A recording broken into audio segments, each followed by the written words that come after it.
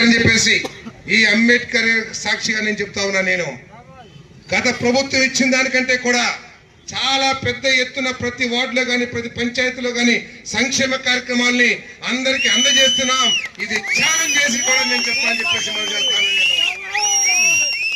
మీరు మోసం చేసినా ఈ ప్రభుత్వం మోసం చేయదని చెప్పేసి మీ అందరికీ శివనిగా మనం చేస్తూ, దయచేసి మరి గత ప్రభుత్వం వైసీపీలో దాదాపు 37,000 కోట్ల రూపాయలు ఎస్సీ ఎస్టీ సప్పాయల నుంచి దొంగిలించి పంచాయతీ సర్పంచ్లు మన 20% ఎస్సీ ఎస్టీ రిజర్వేషన్ పంచాయతీ సర్పంచ్లు, అదేవిధంగా మరి బీసీ 33% సర్పంచ్లు, వీళ్ళందరి పంచాయతీల్లో నుంచి నీకు అసలు ఏం అధికారం లేదని చెప్పేసి డబ్బులు దొంగిలించుకుని పోయిన ప్రభుత్వం వైసీపీ ప్రభుత్వం అని చెప్పేసి మీ అందరికీ సెవెనిగా మనం చేస్తాను.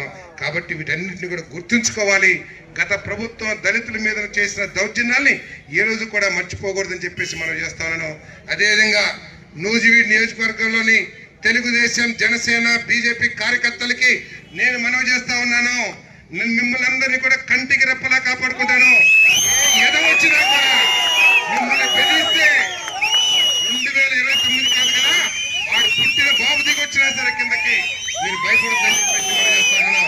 మీ ప్రాణానికి నా ప్రాణం అడ్డు వేసి మీరు నిజం అనుకున్న దాన్ని, న్యాయం అనుకున్న దాన్ని, ధర్మం అనుకున్న దాన్ని గొంతెత్తి ప్రజలకు తెలియజేయండి అని చెప్పేసి మీ అందరికీ శివనిగా మనం చేస్తాను. ఈ దొరతనానికి భయపడే ఎవరు లేడు. ఈ రోజుంది కూటమి ప్రభుత్వం, వైసీపీ ప్రభుత్వం కాదని మీరు గుర్తించుకోకపోతే, వీళ్ళు ఎదురు తిరిగితే మీరు ఇక్కడ బతకలేరనే విషయాన్ని కూడా గుర్తుంచుకోమని చెప్పేసి మనం చేస్తున్నాం.